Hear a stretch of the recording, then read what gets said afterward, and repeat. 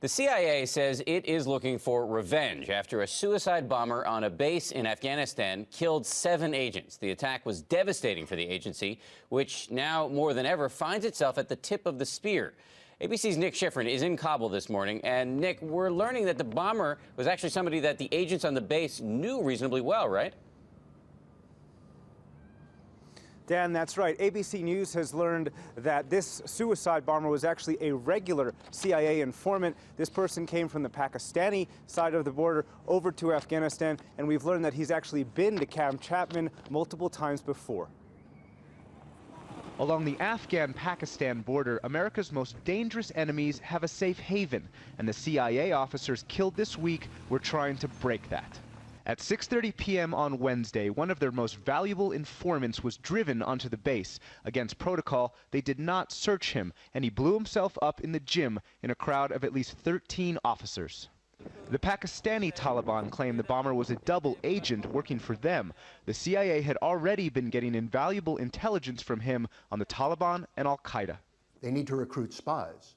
They need to recruit Afghans and Pakistanis who will work for them in secret and penetrate to the heart of the enemy's camp.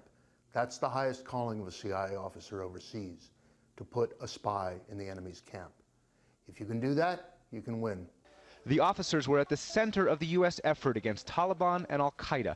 They collected intelligence on the most senior militant leaders, and they ran paramilitary operations to try and kill those leaders. In Pakistan, drone attacks that these officers helped launch have killed a dozen senior members of Al-Qaeda. Our presidents have decided that targeted killing is going to be a tool of American foreign policy.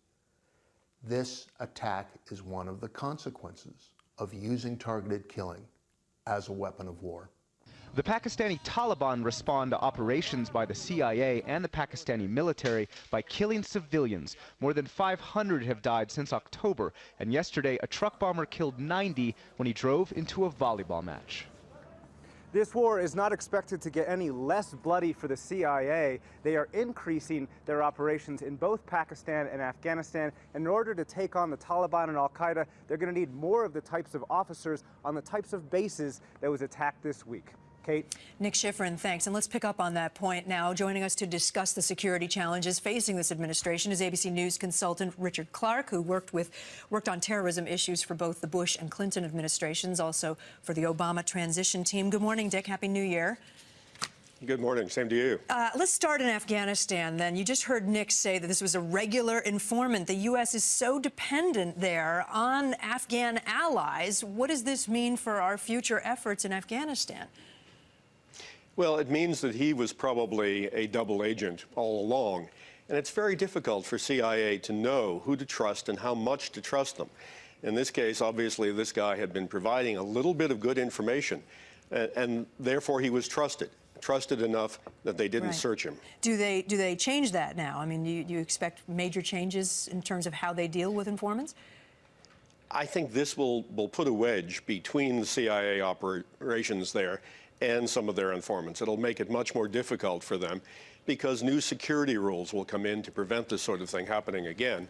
Those new security rules, while making CIA safer, will make it harder to operate. Right. The president this morning talked about the accused Christmas Day bomber. We just heard a report on that. He says he will do everything in his power to make sure intelligence, law enforcement, Homeland Security officials have what they need to fight terror, to keep America safe. It would appear that a lot of people involved in that Christmas Day bomber, the people who knew information, followed protocol, essentially, did what they were supposed to do by the rules. Do the protocols need to change?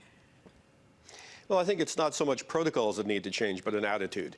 People need to understand this is not a 9-to-5 job. Lives are at stake. Important decisions are made every day. And that's difficult to remember sometimes when it becomes a daily drill. But in this case, I think protocols may not have been followed completely. And that's what the president's going to hear in these initial reports. CIA may have sat on crucial information too long. They had information from the alleged bomber's father in November. He went to the embassy and talked to a CIA officer there. Should he have been placed, do you think, on a no-fly list immediately? No, probably not, because simply having your father say you're troublesome shouldn't get you on the no-fly list. But if CIA had passed that information on to the analytical community, then they could have pieced it together with other things.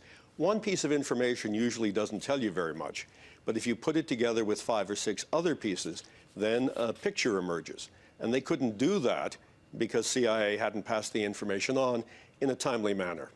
Dick Clark, always so valuable to hear from you. Thank you so much.